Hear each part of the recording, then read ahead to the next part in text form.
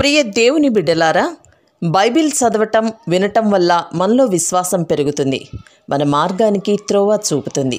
సమస్త జనులను శిష్యులనుగా చేయుడి మత్తయి 28:19 దేవుని వాక్యం తెలియచేస్తోంది. తెలుగు బైబిల్స్ను ఆర్ఆర్కే మూర్తి గారు రీసెర్చ్ చేసి విశ్లేషణ చేసిన బైబిల్లోని ప్రతి అధ్యాయాలను వచనాలను వరుస క్రమంలో అనగా ఆదికాండం నుండి ప్రకటన గ్రంథం వరకు ఇవ్వబడుతుంది. ప్రతి ఒక్కరూ ఆధ్యాత్మికంగా విశ్వాసంలో బలపడి మీ జీవితంలో ఎదుర్కొంటున్న సమస్యల నుండి విడుదల పొందండి.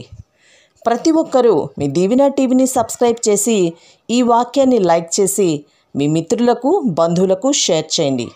దేవుని సువార్తను ప్రకటింపబడుటలో మీరు పాలిభాగస్తులు కండి. ప్రియ సోదరి సోదరులారా, మీ బైబిళ్లు తెరవండి. మన వాక్య పాఠ్య భాగం మార్కు సువార్త 11వ అధ్యాయం. సావధానంగా వినండి. మొదటి వచనం నుండి. యేసు జయోత్సవముతో యెరూషలేములో ప్రవేశిస్తున్నాడు. వారు యెరూషలేమునకు సమీపించి ఆలివు కొండ దగ్గర ఉన్న బేత్పగే, బేతనియ అనే గ్రామాలకు వచ్చినప్పుడు ఆయన తన శిష్యులలో 2 చూచి అన్నాడు, మీ ఎదటనున్న గ్రామానికి వెళ్ళండి. అందులో మీరు ప్రవేశించగానే కట్టబడి ఉన్న ఒక గాడిద పిల్ల కనపడుతుంది. దానిమీద ఏ మనుష్యుడు ఎప్పుడూ కూర్చొని ఉండలేదు. దానిని విప్పి తోలుకుని రండి. మీరెందుకు ఇలాగు చేస్తున్నారు అని ఎవరైనా అడిగిన ఎడల అది ప్రభువుకు కావలసి ఉన్నది అని చెప్పండి. తక్షణమే అతడు దానిని ఇక్కడికి తోలి పంపుతాడు అని చెప్పి వారిని పంపాడు. వారు వెళ్ళగా వీధిలో ఇంటి బయట తలవాకిట కట్టబడి ఉన్న గాడిద పిల్ల ఒకటి వారికి కనపడింది. దానిని విప్పుతూ ఉండగా అక్కడ నిలిచి ఉన్న వారిలో కొందరు వారినడిగారు, మీరేం చేస్తున్నారు? గాడిద పిల్లను ఎందుకు విప్పుతున్నారు? అందుకు శిష్యులు యేసు ఆజ్ఞాపించినట్లు వారితో చెప్పగా వారు పోనిచ్చారు. వారా గాడిద పిల్లను యేసునొద్దకు తోలుకొని వచ్చి తమ బట్టలు దానిపై వేయగా ఆయన దానిమీద కూర్చున్నాడు. అనేకులు తమ బట్టలను దారి పొడుగునా పరిచారు. కొందరు తమ పొలములలో నరికిన కొమ్మలను పరిచారు. ముందు వెడుతూ ఉన్నవారు, వెనక వస్తూ ఉన్నవారు కేకలు వేస్తూ అన్నారు, జయము! ప్రభువు పేరట వచ్చేవాడు స్తుతింపబడునుగాక. వస్తున్న మన తండ్రి అయిన దావీదు రాజ్యము స్తుతించబడునుగాక. సర్వోన్నతమైన స్థలములలో జయము! ఆయన యెరూషలేమునకు వచ్చి దేవాలయములో ప్రవేశించి చుట్టూ సమస్తమును చూచి సాయంకాలమైనందున 12 కూడా బేతనియకు వెళ్ళాడు. యేసు ప్రభువు 3 సార్లు యెరూషలేముకు వచ్చాడు. మొదటిసారి శనివారం అనగా సబ్బాతు దినాన వచ్చాడు. రెండోసారి ఆదివారం నాడు వచ్చి దేవాలయమును శుద్ధి చేశాడు. ఆ తరువాత మూడోసారి సోమవారం నాడు వచ్చి యెరూషలేము నగరం కోసం ఏడ్చాడు. ఇది యెరూషలేముకు విజయప్రవేశం కాదు, తిరస్కారమని తరువాత తేలిపోయింది. బేత్పగే, బేతని అనే 2 పెద్ద గ్రామాలు ఈ ఊళ్ళు ఆలివ్ కొండకు అవతలి వైపున ఉన్నాయి. ఈ గాడిద పిల్ల ప్రభువుకు కావాలి అని అధికారపూర్వకంగా శిష్యులు చెప్పారు. కొందరు యేసును హత్య చెయ్యాలని చూస్తుంటే కొందరేమో ఆయనను ఘనపరుస్తున్నారు. రోమా చక్రవర్తులు పట్టణంలో విజయప్రవేశం చేస్తారంటే ఎంత ఆర్భాటం, ఎంత కోలాహలం! సరే, అది సబ్బాతు దినం. రూకలు మార్చేవారు లేరు, ఎద్దులు లేవు. మొదటి రోజు ఆయన ప్రధాన యాజకునిలాగా వచ్చాడు. మన పాపాలకు పరిహార బలి అర్పించే ప్రధాన యాజకుడు. రాత్రిపూట ఆయన యెరూషలేములో ఉండలేదు, బేతనియకు వెళ్లిపోయాడు. తనను తిరస్కరించిన ఆ పట్టణంలో రాత్రి గడపడానికి ఆయన ఇష్టపడలేదు. బేత్పగే అంటే పండని అంజూర పండ్లు అని అర్థం. బేతని అంటే అంజూర పండ్ల ఇల్లు అని అర్థం. బేతనిలో మరియా, మార్తా, లాజరు ఉన్నారు. కుష్ఠరోగి సీమోనుది కూడా అదే ఊరు. మత్తయి సువార్తలో తల్లిగాడిదను పిల్లగాడిదను కూడా తెచ్చారని చెప్పబడింది. హోసన్నా, జయం అని వారు స్వాగత గీతం పాడారు, నినాదాలు చేశారు. 118వ కీర్తన 25, 26 వచనాలు. యెహోవా, దయచేసి నన్ను రక్షించు. యెహోవా పేరట వచ్చేవాడు ఆశీర్వాదమొందునుగాక. అయినా వారాయనను మెస్సీయాగా గుర్తించలేదు, తిరస్కరించారు, నిరాకరించారు. 12వ వచనం నుండి పండ్లు కాయని అంజూరపు చెట్టు. మరునాడు వారు బేతనియ నుండి వెడుతూ ఉండగా ఆయన ఆకలిగొని ఆకులు గల ఒక అంజూరపు చెట్టును దూరము నుండి చూచి దానిమీద ఏమైనా దొరుకుతాయేమో అని వచ్చాడు. దాని వద్దకు వచ్చి చూడగా ఆకులు తప్ప మరేమీ కనపడలేదు. ఏలయనగా అది అంజూరపు పండ్ల కాలము కాదు. అందుకాయన అన్నాడు, ఇక మీదట ఎన్నటికినీ నీ పండ్లు ఎవరునూ తినకుందురుగాక. ఇది ఆయన శిష్యులు విన్నారు. గమనించండి, అది 2వ రోజు. వారు బేతనియ నుండి వస్తున్నారు. ఈ రోజున ఆయన దేవాలయాన్ని శుద్ధి చేశాడు. అంజూరపు చెట్టును శపించాడు. అంజూరపు చెట్టు ఇశ్రాయేలు జాతికి చిహ్నం. ఇందులో మనకు గొప్ప పాఠముంది. వీరి మతంలో ఆకులున్నాయి గాని ఫలాలు లేవు. లవొదికయ సంఘం అలాగే తయారైంది. దరిద్రం, గుడ్డితనం ఆ సంఘానికి దాపురించాయి. కంటికి దేవుని కాటుక పెట్టుకోవాలన్నాడు ప్రభు. ఆత్మ నింపుదల, అభిషేకము లేని సంఘమది. యెషయా గ్రంథం 29వ అధ్యాయం 13వ వచనం. ఈ ప్రజలు నోటి మాటతో నా వద్దకు వస్తున్నారు, పెదవులతో నన్ను ఘనపరుస్తున్నారు కాని తమ హృదయమును నాకు దూరం చేసుకున్నారు.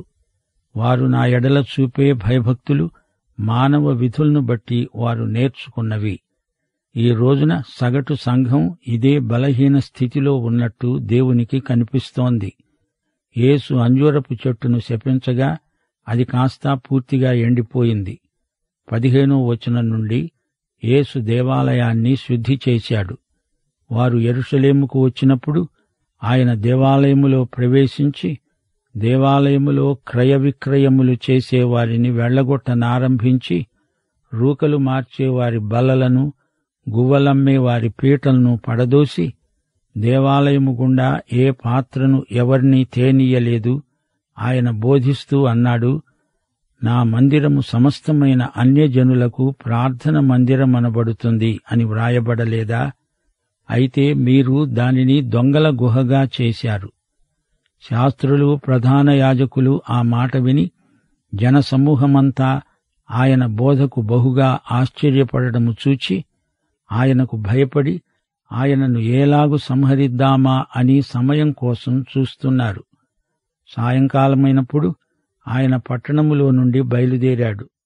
పొద్దున్నే వారు మార్గమున పోతూ ఉండగా ఆ అంజూరపు చెట్టు వేరు మొదలుకొని ఎండిపోయి ఉండడము చూచారు.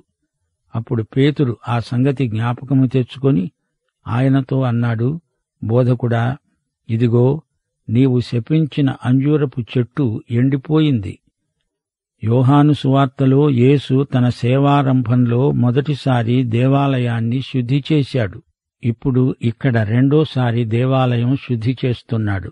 అది ఆదివారం. రూకలు మార్చేవారు దేవాలయంలో ఉన్నారు. వారు పరాయి దేశాల నుండి వచ్చేవారి రూకలను మారకం చేసే వ్యాపారస్తులు. దేవాలయపు రూకల కిందికి వారు తమ డబ్బును మార్చుకోవాలి. ఆ విధంగా వీరికి కొంత కమిషన్ దొరుకుతుంది. మారకం రేటును బట్టి వారు అధిక లాభాలు గడిస్తారు. ఇది మత వ్యాపారం. ఇది దేవాలయమా, దొంగల గుహ అని ప్రభువు వారిని ప్రశ్నించాడు. వారికి మతం లాభసాటి వ్యాపారం. క్రైస్తవ సంస్థలు వ్యాపార కేంద్రాలవుతున్నాయి. అమాయకులైన ప్రజలు వారిని పోషించటం ప్రభువుకు ఇష్టం లేదు.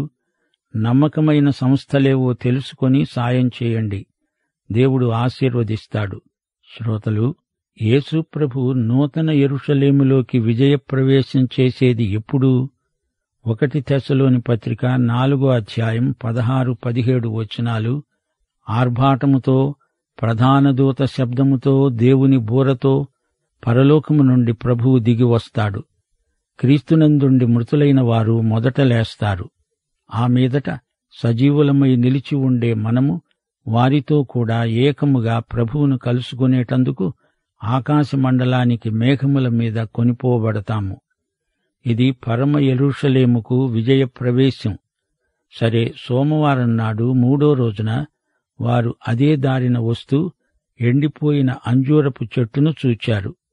ఈ సందర్భాన్ని పురస్కరించుకొని ప్రభువు ప్రార్థనను గురించి చక్కని హితబోధ చేశాడు. 22వ వచనం నుండి, అందుకు యేసు వారితో అన్నాడు, మీరు దేవుని యందు విశ్వాసముంచండి.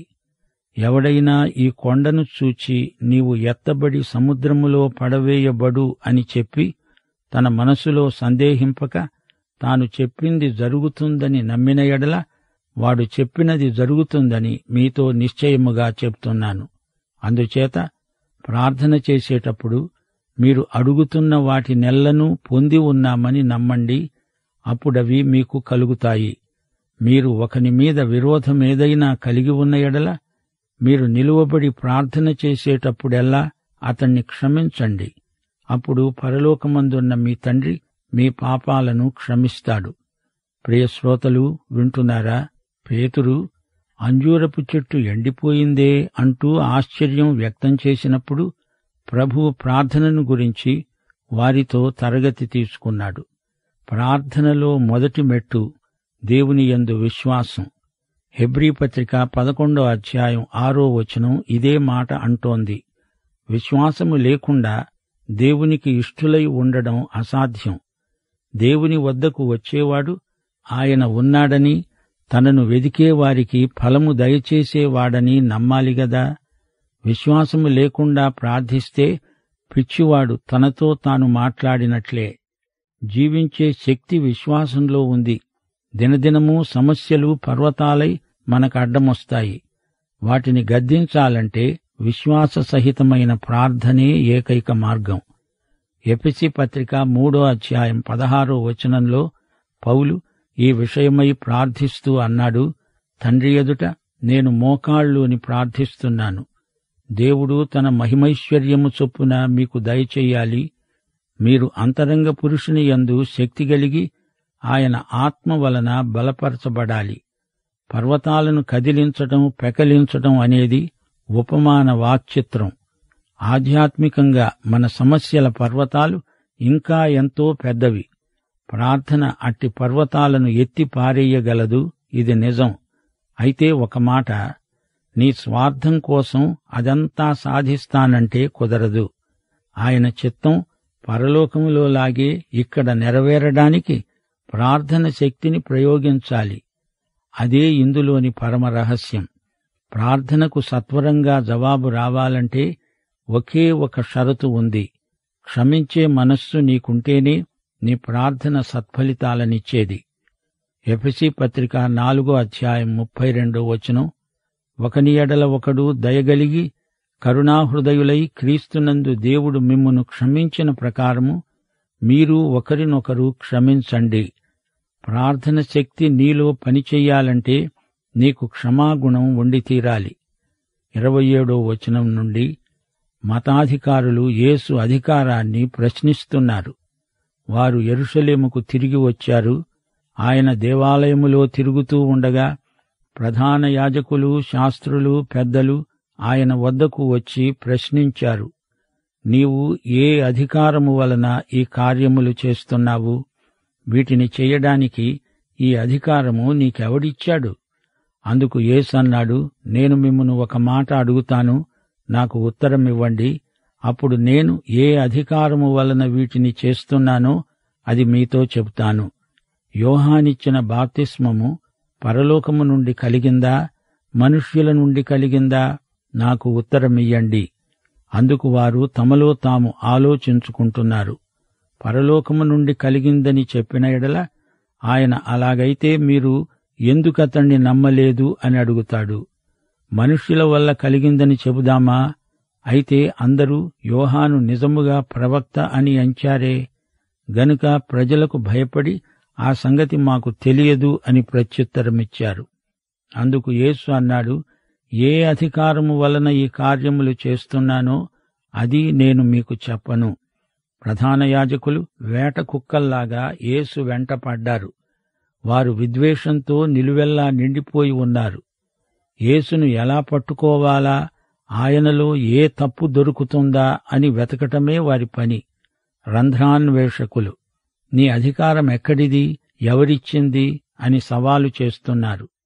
యేసు అధికారం తామిచ్చింది కాదే, మరెక్కడ్నుంచి ఇతనికి ఈ అధికారం వచ్చింది అనేది వారి ప్రశ్న. యోహాను బాప్తిస్మమిచ్చాడే, అతనికి ఆ అధికారం ఎవరిచ్చారు అని యేసు వారికి ఎదురు ప్రశ్న వేశాడు.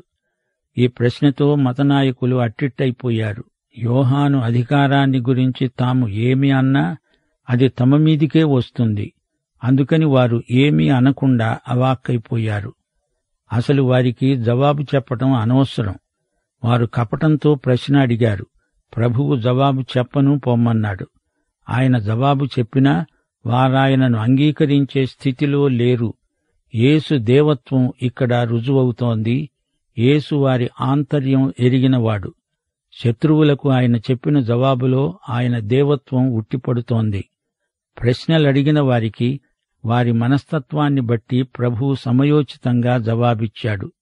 మార్కు సువార్త 11వ అధ్యాయంలో యేసుకు ఘనత, హోసన్న నినాదాలు. జకర్యా 9వ అధ్యాయం 9వ వచనం నెరవేర్పు. నీ రాజు నీతిపరుడు, రక్షణ గలవాడు, దీనుడు అయి గాడిదను గాడిద పిల్లను ఎక్కి నీ వద్దకు వస్తున్నాడు. ప్రజల హృదయాలను ప్రవచనం వైపు మరల్చాలని ప్రభువు ఇలా చేశాడు. గాని వారాయనను తిరస్కరించారు. ప్రభువుకు ఆకలైంది. అంజూరపు చెట్టు ఇశ్రాయేలు జాతికి సంకేతం. లూకాసు వార్త 13వ అధ్యాయం 6 నుండి 9వ వచనం వరకు ద్రాక్ష తోటలో అంజూరపు చెట్టు. స్థలం ఆక్రమించుకున్నది గాని ఫలం లేదు. యేసుకు ఆ చెట్టు మీద ఒక్క ఫలమూ దొరకలేదు. వేరు ఎండిపోయింది. అలాగే క్షమాగుణం లేకపోతే మన ప్రార్థన ఫలించదు. మత్తయి సువార్త 3వ అధ్యాయం 10వ వచనం, గొడ్డలి చెట్టు వేరున ఉంచబడి ఉంది గనుక మంచి ఫలము ఫలించని ప్రతి చెట్టు నరకబడి అగ్నిలో వేయబడుతుంది. పరిశుద్ధత. యేసు దేవాలయాన్ని శుద్ధి చేశాడు. 93వ కీర్తన 5వ వచనం, యెహోవా, ఎన్నటెన్నటికీ పరిశుద్ధతే నీ మందిరానికి అనుకూలం, అలంకారం. దేవాలయంలోని అపవిత్రతను బట్టి అది దొంగల గుహగా మారింది. నాయకులకు మతం ఒక వాణిజ్య రంగమైపోయింది. ఇప్పుడు ఈ అధ్యాయంలో మతనాయకుల నిజాయితీ పరీక్షకు వచ్చింది. వీరు బాప్తిస్మకుడైన యోహాను పట్ల కపటంగా వ్యవహరించారు. ఇప్పుడు అలాగే యేసు పట్ల ప్రవర్తిస్తున్నారు. వారిలో పరివర్తన లేదు. మనం విధేయులమైతే దేవుడు మనకెన్నో సంగతులు నేర్పడానికి సిద్ధంగా ఉన్నాడు. యోహాను సువార్త 7వ అధ్యాయం 17వ వచనం ప్రభు అన్నాడు, ఎవడైనను ఆయన చిత్తము చొప్పున చేయ నిశ్చయించుకొనిన ఎడల నా బోధ దేవుని వలన కలిగినదో లేక నా అంతట నేనే బోధిస్తున్నానో వాడు తెలుసుకుంటాడు. ఈ ప్రధాన యాజకులకు అట్టి యోగ్యత లేదు.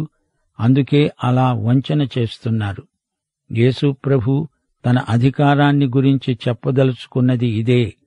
బాప్తిస్మకుడైన యోహాను అధికారముగాని తన అధికారముగాని దేవుని నుండి వచ్చినవే.